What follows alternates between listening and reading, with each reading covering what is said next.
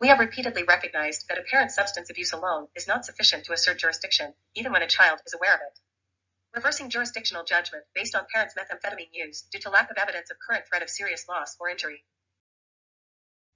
Reversing jurisdictional judgment based on mother's use of methamphetamine and marijuana due to lack of evidence that mother used drugs while caring for the child or that her drug use had any effect on her parenting.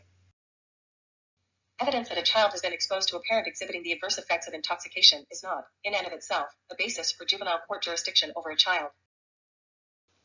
Evidence of father's serious alcohol abuse, of which the children were aware, did not create jurisdiction because of the absence of evidence of resulting danger to the children.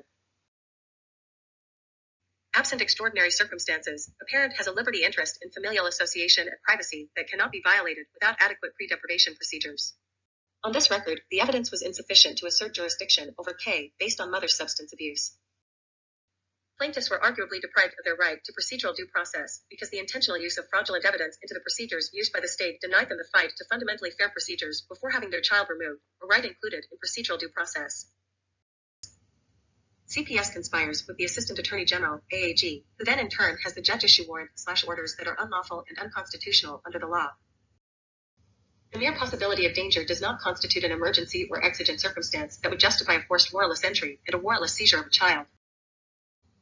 Jurisdiction is warranted if a child's condition or circumstances are such as to endanger her welfare, that is, if they give rise to a threat of serious loss or injury. Under ORS 419b.101c. State employees who withhold a child from her family infringe on the family's liberty of familial association.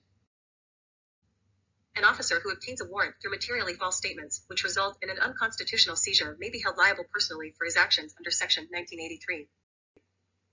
DHS has the burden to establish a nexus between the allegedly risk-causing conduct or circumstances and risk of harm to the child, and must do so by a preponderance of the evidence.